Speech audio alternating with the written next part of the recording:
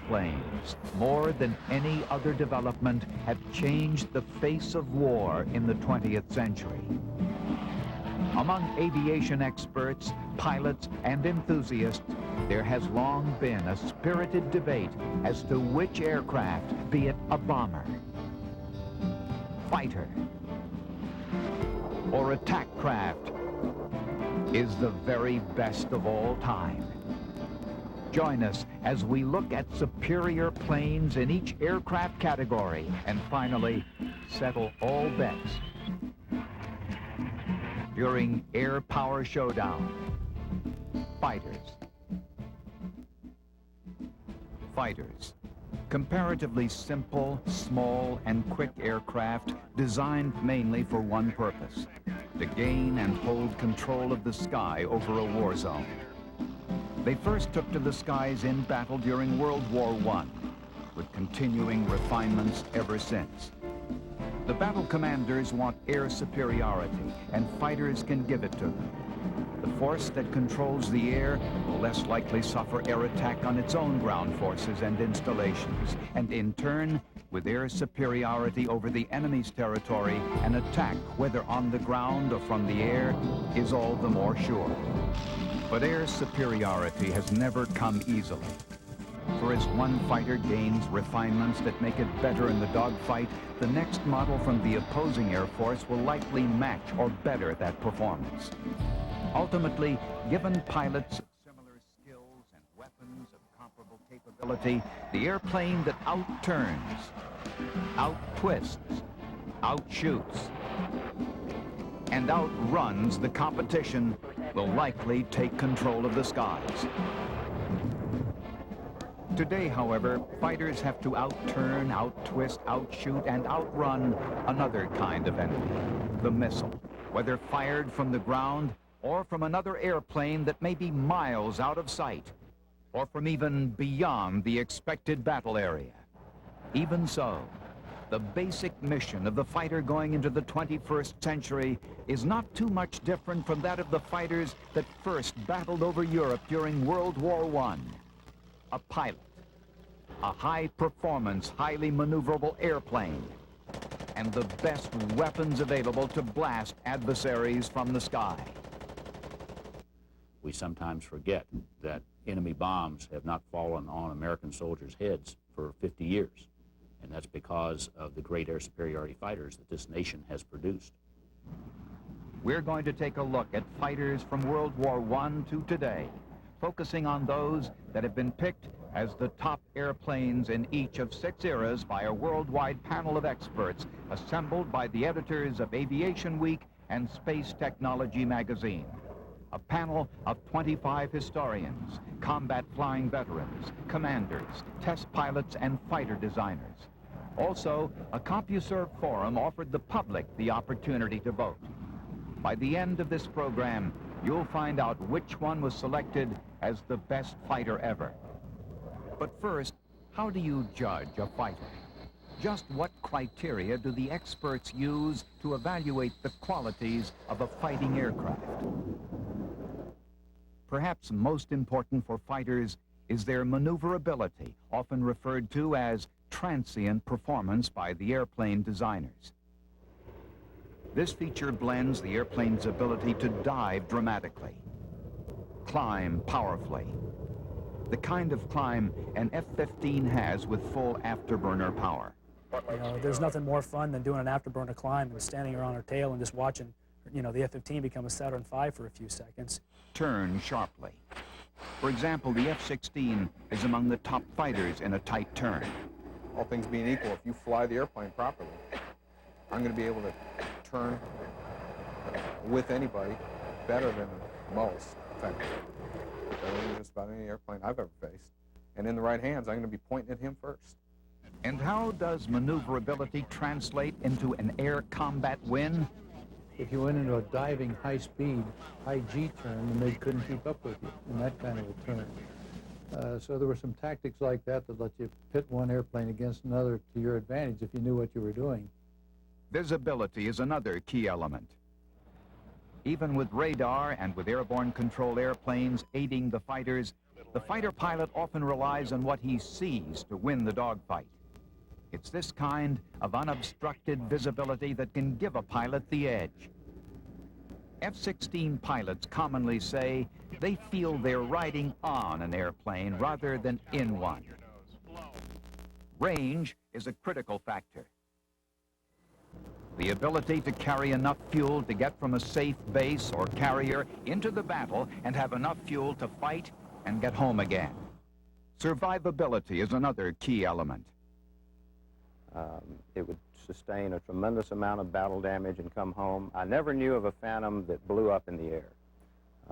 When they would catch fire, they would burn, and normally we could possibly fly to try to get to a safe area before bailing out.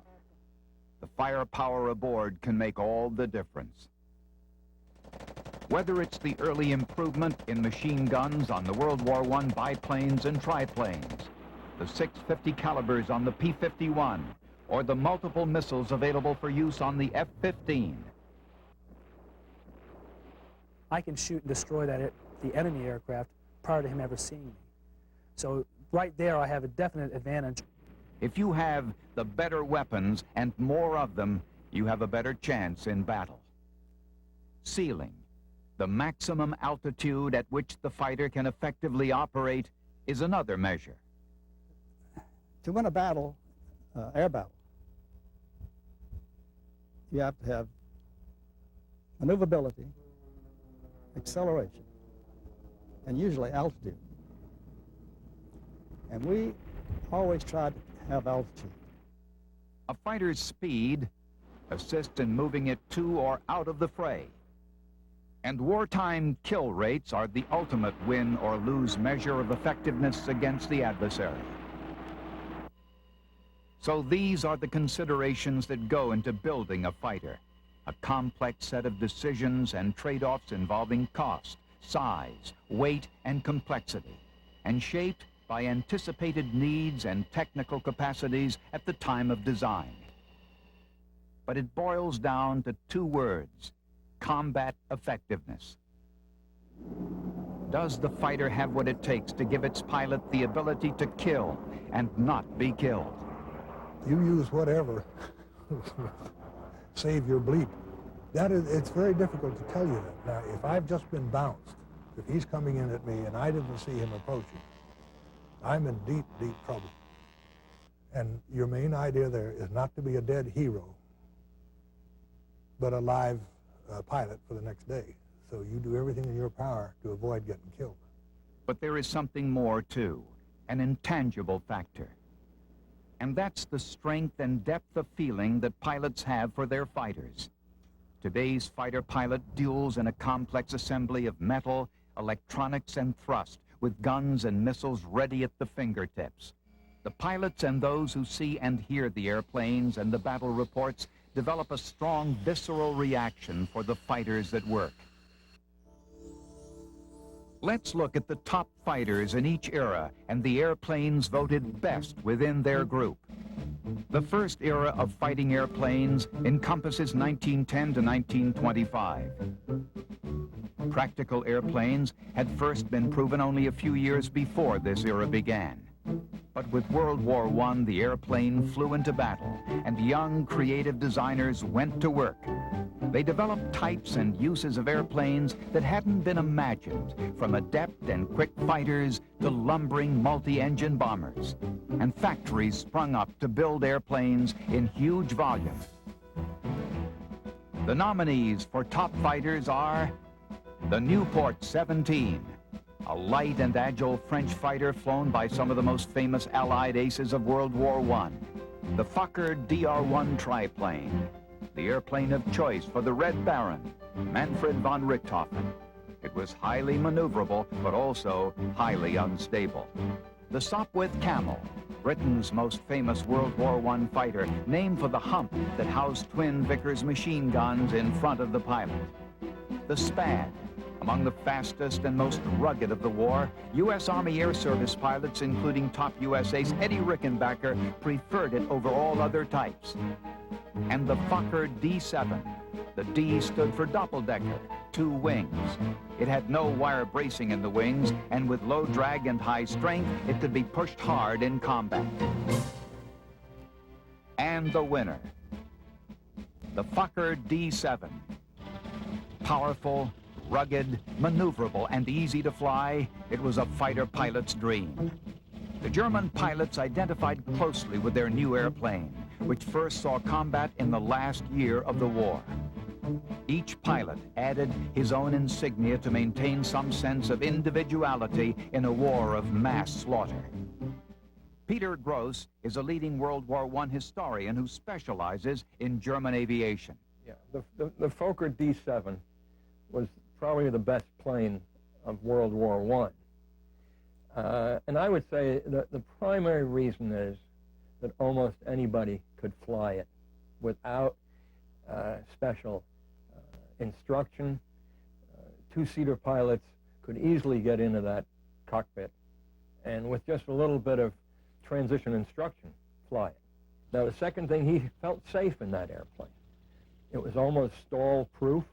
It had the great big thick Fokker wing like you see here, so that it could almost stand on its tail attacking the enemy if that was necessary. It was truly a pilot's airplane from the standpoint of maneuverability. In the standpoint, it was a great gun platform. It had nice stable wings. And it had a steel tube fuselage which protected the pilot in case of a crash. The Fokker D7 was a good airplane because the man who designed it was Tony Fokker. He was 26 years of age. He was the same age as the fighter pilots. He had incredible rapport with the fighter pilots, so the fighter pilots could tell them what they wanted. And he would go to the front, or he'd talk to them, and you'd find out, what do we want in an airplane? Peter Kilduff, a World War I aviation historian. I would take the example of Carl Degelow, commanding officer of Jagdstaffel 40, who performed the rare feat of capturing an airplane in the air.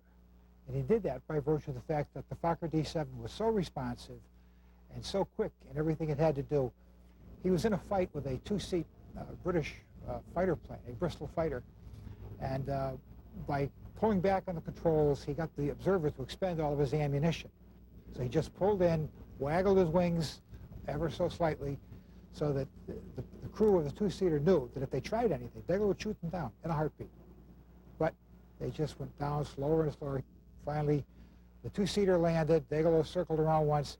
He landed, got out of the airplane, came over and said, "Good day, you are English, you are my prisoner." The Fokker D7, from a pilot's perspective, from what we know, from the many pilots I've talked with, from literature, and the Germans and the British, of course, filed combat reports. One, it was easy to fly. It was not a handful of airplanes. You could probably fly it stick off, and it would maintain a level attitude. On the other hand, by virtue of the way it was designed, it was maneuverable enough to tangle with any Allied airplane. And I think every airplane, to be really successful with a pilot, in my opinion, it has to give the pilot confidence that this is the safest vehicle that he's up in the air with. 1926 through 1942 represents the next major era of airplane developments. The evolution from the wood and fabric creations of the first wartime era to sleeker, low-wing airplanes, often incorporating metal structures. Germany first put its airplanes from this era to the wartime test, assisting Franco in the Civil War in Spain. In the U.S., developments were spurred by barnstorming pilots, record setters like Lindbergh, and the evolving business of air transport. Nominees for the best fighter during this period are the Messerschmitt Bf 109, Designed in 1934, it dominated Europe for Germany through the summer of 1940 until finally pitted against newer British fighters. The Hawker Hurricane. It was the Royal Air Force's first modern fighter with closed cockpit, retractable landing gear, 8 guns, and 300-mile-an-hour speed. The Supermarine Spitfire. It evolved from a line of high-speed seaplane racers and became the symbol of Britain's will to fight back against almost impossible odds. The Curtiss P-40 Warhawk. Distinctive with its gnarling sharp teeth, the P-40 in the hands of the Flying Tigers and other Army pilots held the Japanese at bay in the early months of the war. The Mitsubishi A6M Rieson. This is the infamous Zero, Japan's most produced and used fighter that was in service for Japan from 1940 to the end of the war. The Grumman F-4F Wildcat.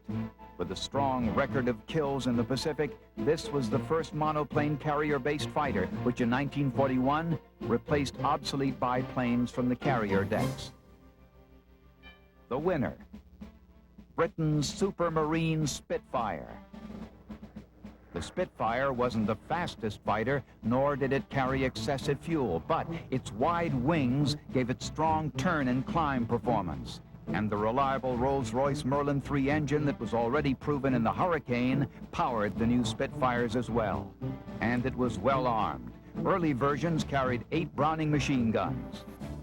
Hurricanes, along with Spitfires, were the primary defenders of Britain against 109s escorting invading German bombers during the Battle of Britain. Gunther Roll flew 109s on the Russian front, then in the Battle of Britain, and for 5 more years of the war, and was the number 3 ace in the world with 275 enemy kills. I was very familiar with the 109, knowing the disadvantages also in the flight envelope versus the Spitfire, for instance. A Spitfire climbed in a tight turn much better than a 109 did. So you should know in which area of the flight envelope you are superior to the other one. And there are few, only few. But we had very good ammunition, we had very good weaponry aboard the aircraft. We had the 20mm gun, we had the 15mm gun, very effective. Peter Townsend, Royal Air Force Group Commander. And I told my boys, or the pilots in my squadron, if you get a Messerschmitt on your tail, turn and turn and turn. Don't dive, don't climb, otherwise he'll get you. And it did happen that you would keep turning. If he stayed with you, maybe in a couple of turns you could get in behind him. And too bad for him. An American, Jim Goodson, flew 200 missions and had 32 kills. He first flew Spitfires with the Royal Air Force in 1940.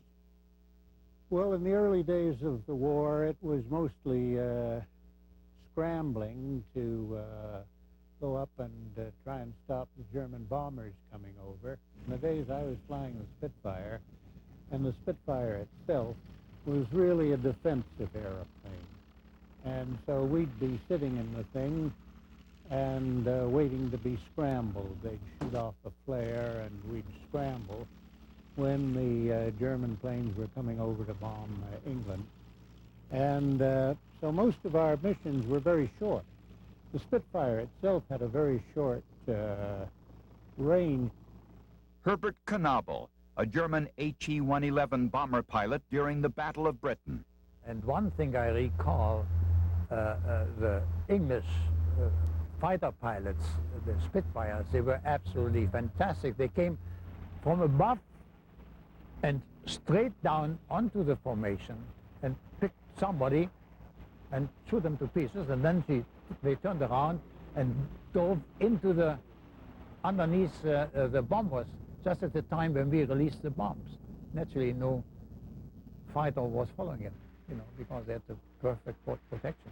That's the way they came back. But it was, when I saw this, it was absolutely unbelievable the way they did it, the way they came down. It was great, I mean, I didn't feel so great at the time, but later on, when you think about the way they did it, was just fantastic.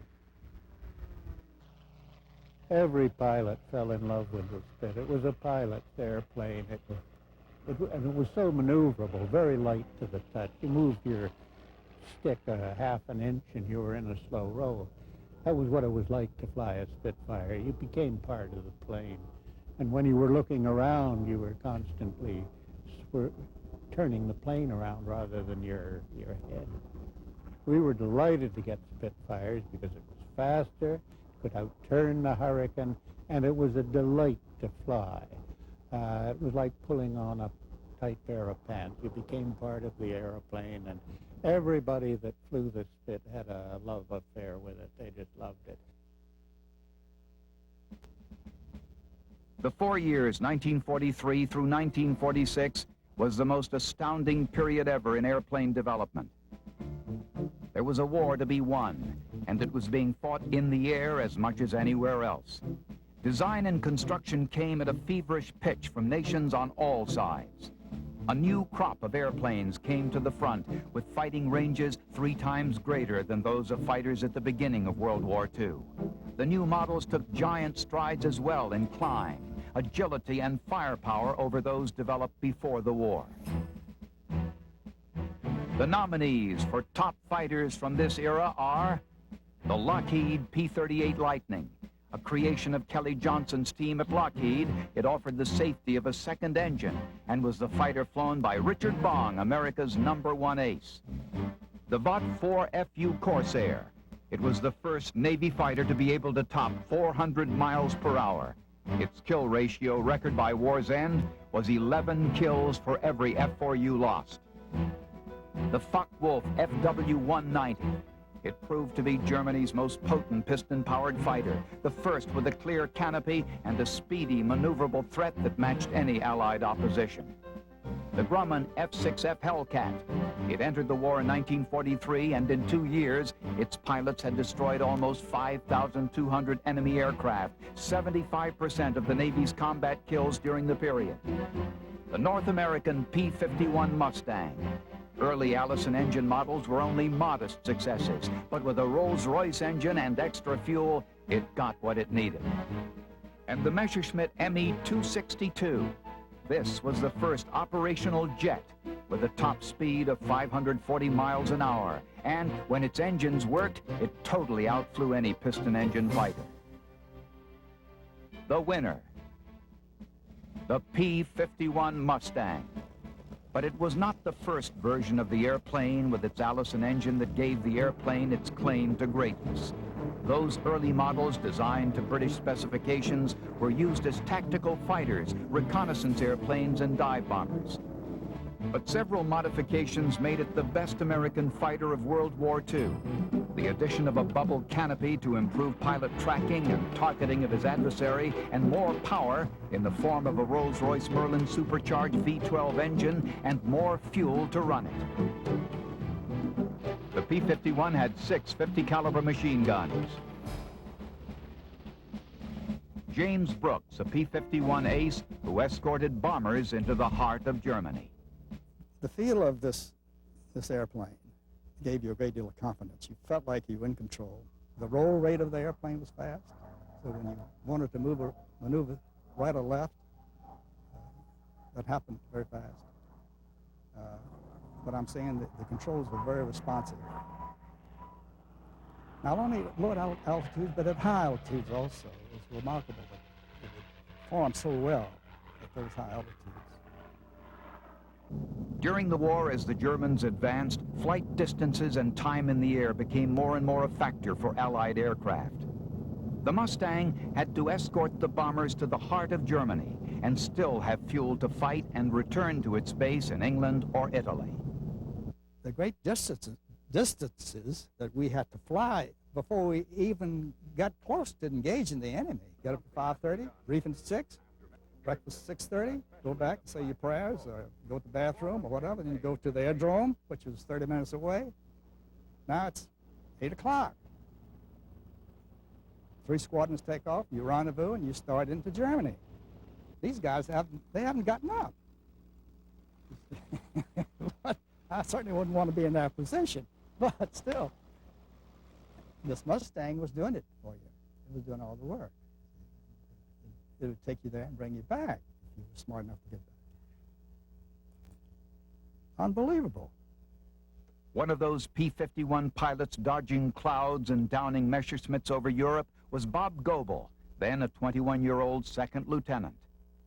So we would keep our speed up, running on our drop tanks, and scissor across the top, watching that no enemy fighters formed up. Now, we'd see contrails sometimes up very high, but maybe they would pass us up, or they'd come down. Now, sometimes if they'd come down, they'd get a first pass in. You couldn't stop them from making a first pass if they came down from altitude, but we'd engage them then and drive them off or do whatever we could to keep the bombers safe.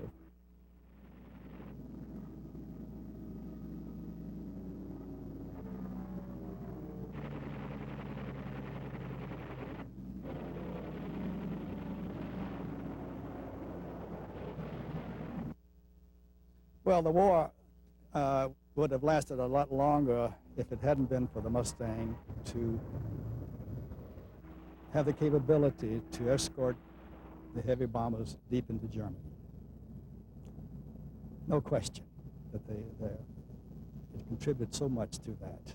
And there have been some very nice airplanes over the period that you described. It'd be very difficult for me to pick one, but if I had to, I would have picked the P-51 Mustang because I had such good success with it and felt as keenly and as personally toward it as I do. But I'd like to think that objectively that's a good choice. That's a proper choice. But I firmly believe that the P-51 Mustang was a once-in-a-lifetime occurrence, and it was indeed the best fighter that came along in its day, in its own day, had the greatest impact and was the best machine around. The next era, 1947 through 1960, encompassed the Korean War. And in every wartime encounter after World War II, pilots in jet-powered fighters would duel for control of the skies. The Me-262 set the tone for many that followed as jet designs evolved and improved rapidly. They often featured swept wings, leading-edge slats for better slow-speed control, and a flying tail for added maneuverability. Two of the main combatants in the Korean War are nominees for Best of the Era. The North American F-86 Sabre. It was easy to fly, reliable, and featured an advanced radar-ranging gun sight for rapid targeting of the adversary. The Mikoyan Gurevich MiG-15.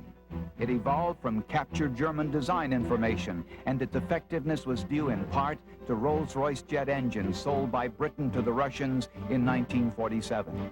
And Britain's Hawker Hunter, introduced early in the 1950s, it quickly was recognized as a fine, all-around fighter of its decade and remains in service to some nations today. The winner, the F-86 Sabre.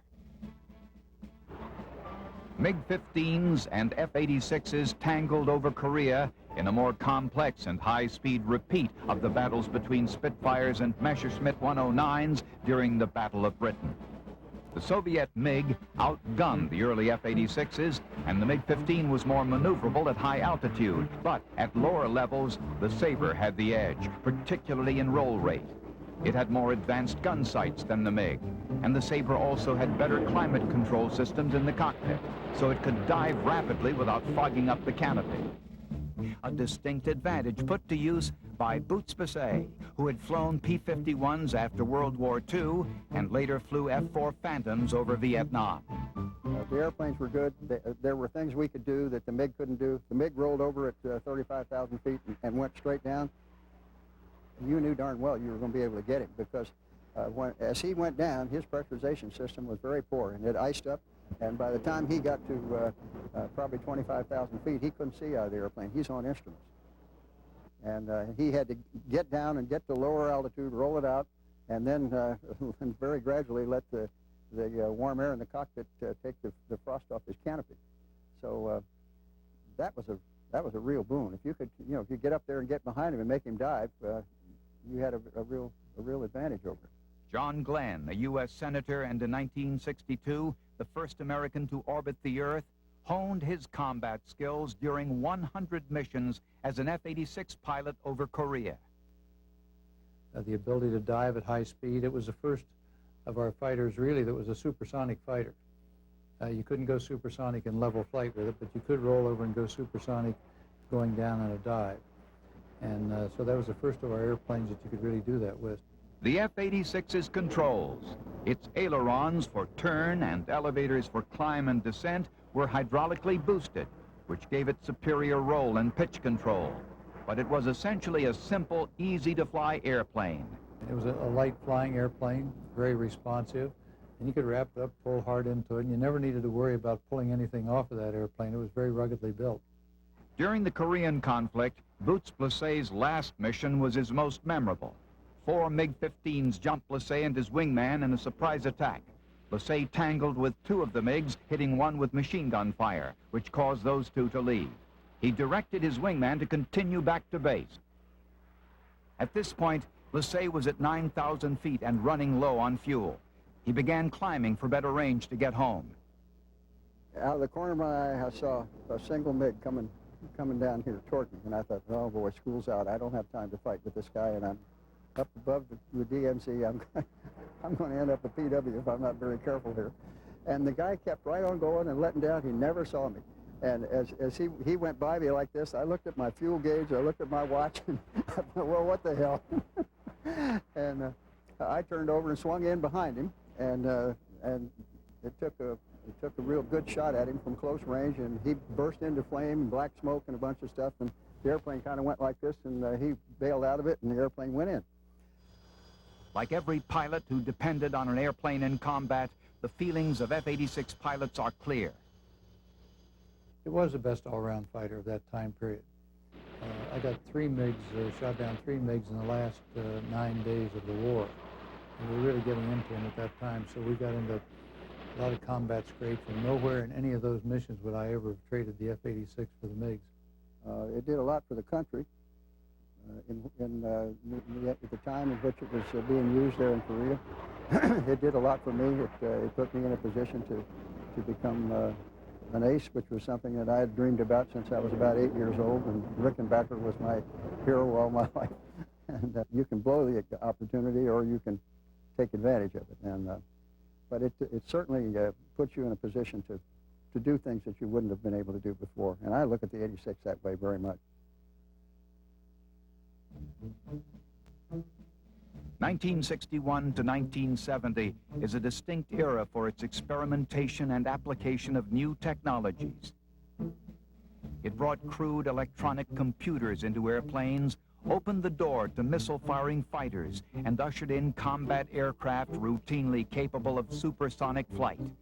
But the era began during a period worldwide of relative peace, and the U.S. was shaving defense budgets. The military services sought to combine resources by creating the do-everything airplane. 3 aircraft stand out as the fighter nominees for this era. The Dassault Mirage 3, France's first supersonic fighter, became a popular export model and served Israel in 2 wars against Arab-flown MiGs. Its kill ratios were among the highest ever. The MiG-21, 11,000 of them were built, making it, as far as its pervasiveness, the most successful fighter ever. It was sleek, maneuverable, and supersonic, and easily maintained. And the McDonnell Douglas F-4 Phantom II. It was a multi-role airplane, capable of carrying everything from cameras to nuclear bombs.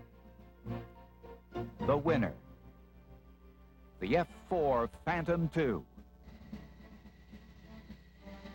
The Phantom was designed as a multi-role, multi-service aircraft. It was put into use by the Air Force, Navy, and Marines, and used as a bomber, a ground attack airplane, and a fighter, and could switch roles mid-mission if need be.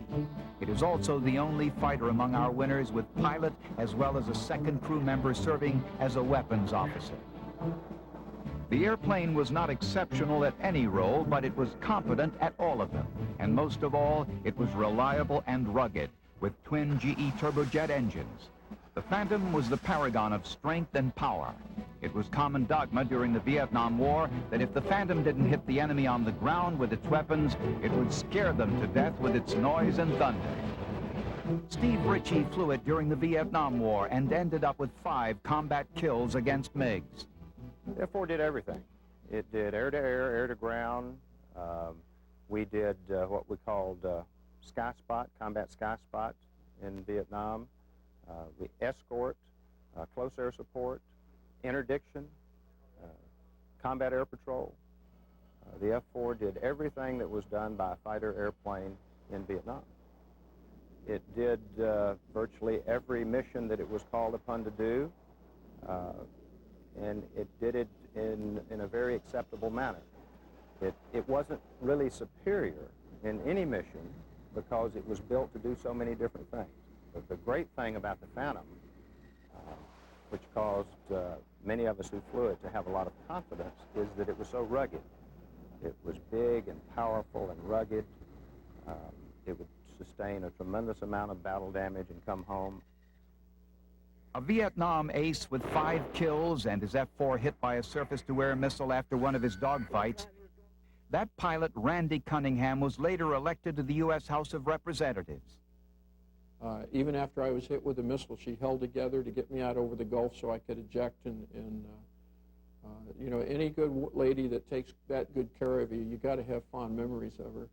Robin Olds, who'd flown P-51s during World War II, also flew Phantoms and commanded F-4 fighter groups 25 years later. I noticed a MiG down right on the deck in the center of this melee doing a figure 8. He's just turning to go to his base, and between him and his base was a small row of low hills. And he saw me, but I'm behind him. So what's he going to do? If he pulled up to go over those hills, I'm going to plug him with a Sidewinder. If he didn't pull up, he's going to run into the hills. I mean, he was between a rock and a hard place.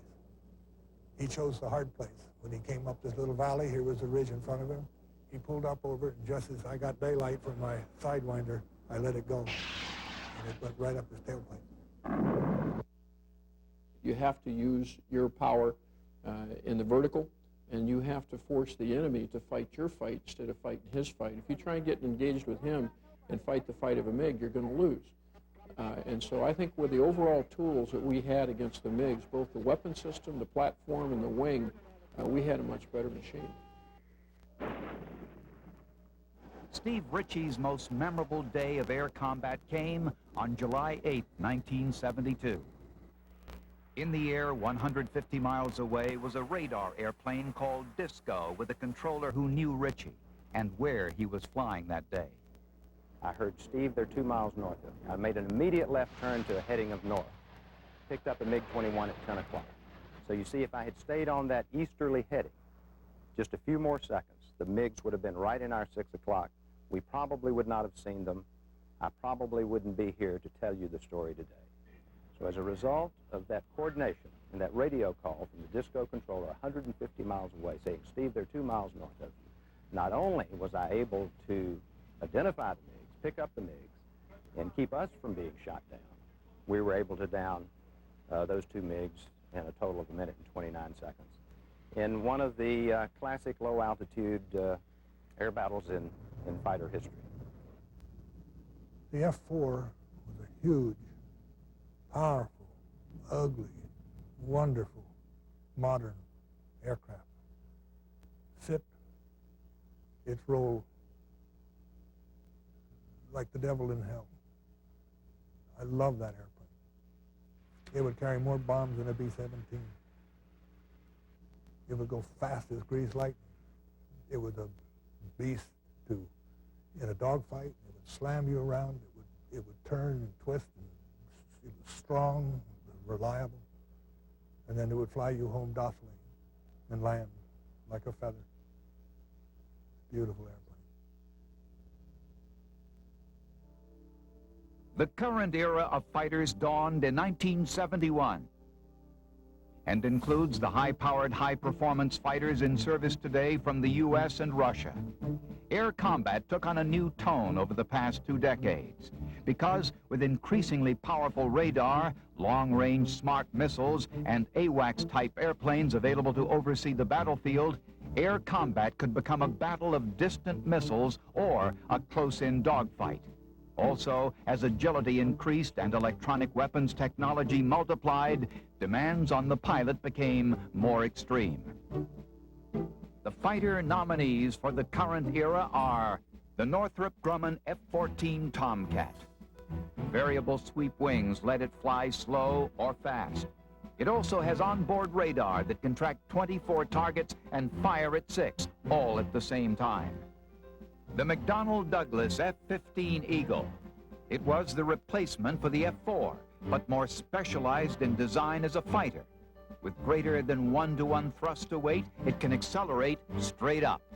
The Lockheed Martin F-16 Fighting Falcon.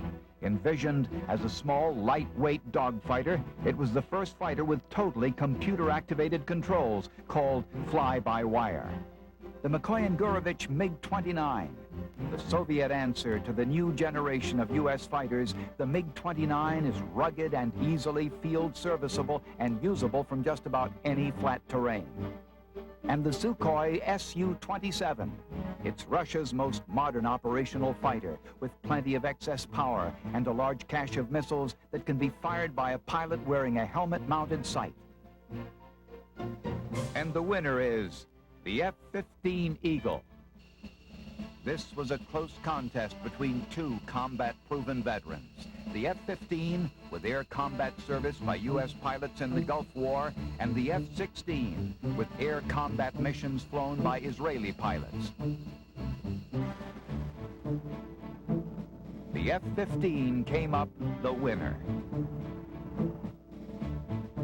The F-15, originally conceived as a replacement for the Air Force's F-4 Phantoms, represents the style of jet fighter that is in most common service today. Redundant control systems, abundant electronics and radar systems, a lifting body type design, similar to the Russian MiG-29 and the U.S. Navy F-14 Tomcat, and twin jet engines rear-mounted that give it the kind of raw power that can propel it upward like a rocket. On the flip side of the fighter coin is the F-16, originally conceived as small and hard to spot, lightweight, a kick to fly, and comparatively inexpensive. The ultimate dogfighter along the lines of the Spitfire or even the Fokker D-7. Major John Porter flies F-16s out of Tucson, Arizona. So if I want to point my nose over here or whatever, I've generally got the capability to do it. And if the nose won't go over there, it's because the flight control system won't let me. And like I said, that makes the airplane a lot easier to manage. And because of that, I'm much more effective employing my weapon system. And I usually, especially against something like an F-15, I usually get there unnoticed and get the kill. The F-16 does not carry the load of missiles or elaborate electronics that have come to be expected from fighters in late 20th century air combat. For more and more often, they need the ability to fight beyond visual range, or BVR, from the enemy. So an airplane like the F-15 that can shoot missiles from afar and handle the twists and turns of a close-in dogfight is likely to be seen as the superior airplane.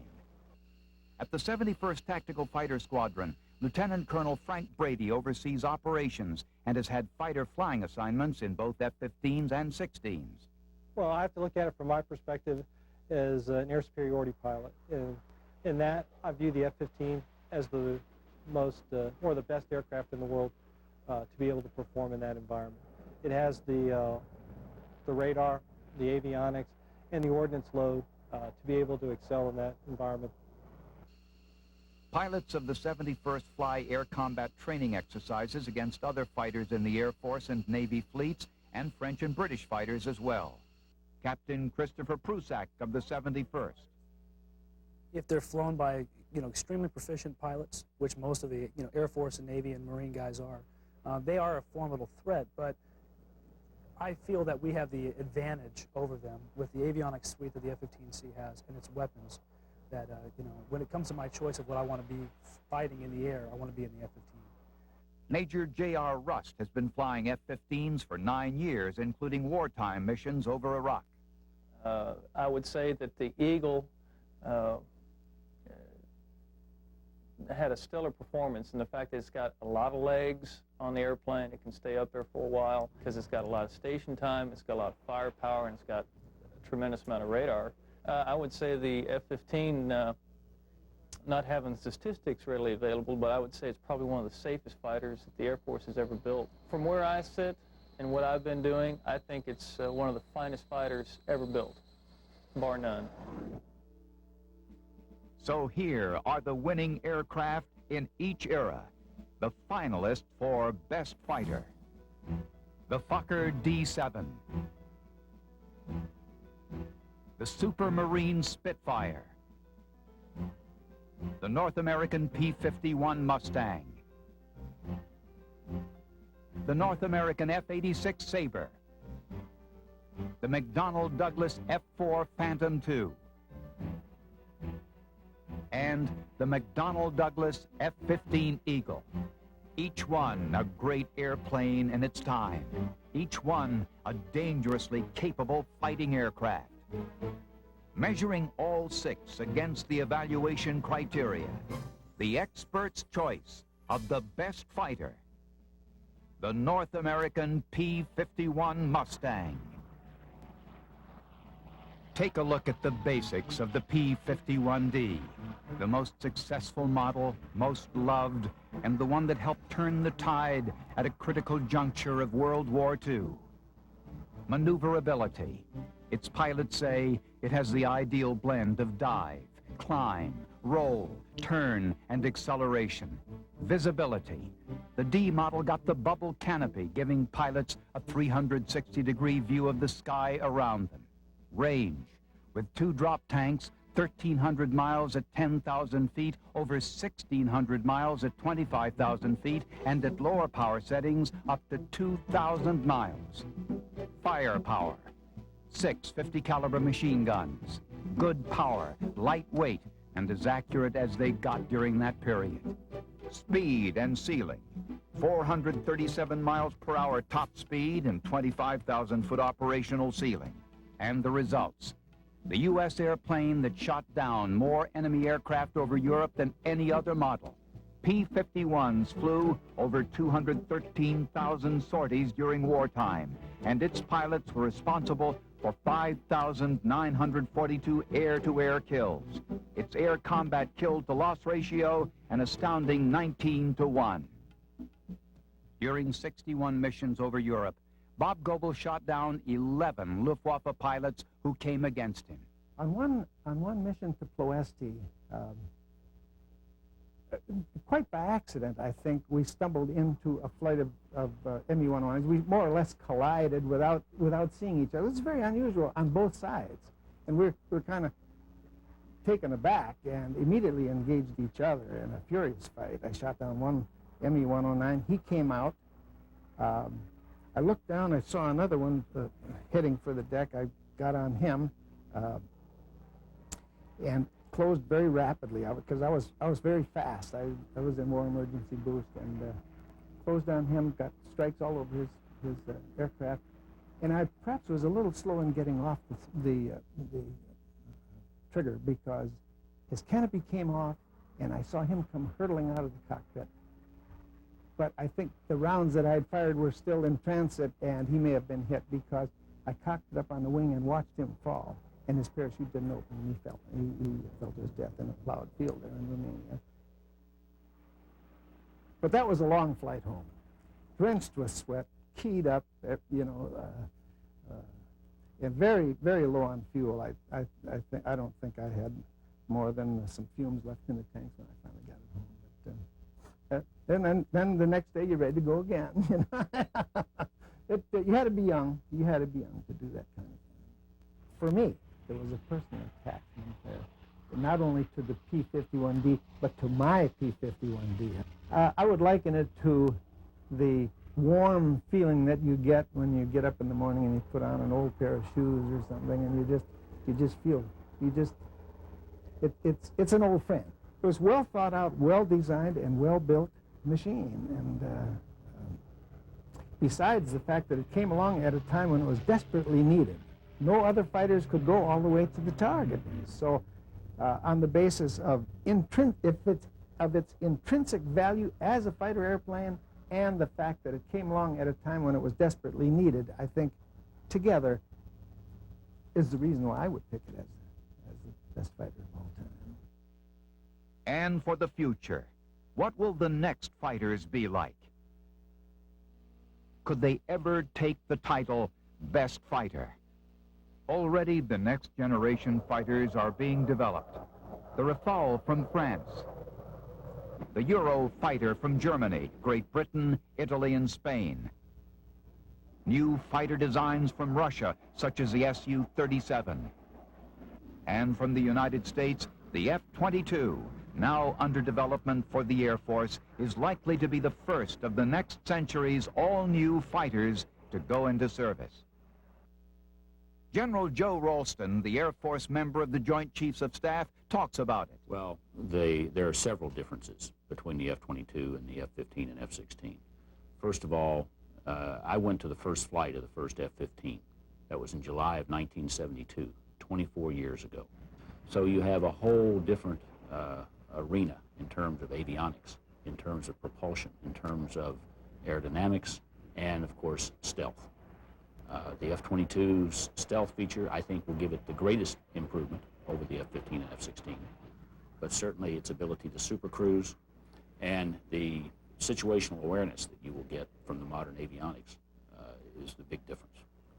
Whenever we go into battle, we want to make sure that we provide our American young men and women flying our airplanes, not with just an airplane that is at parity with the enemy, but we want them to have overwhelming superiority.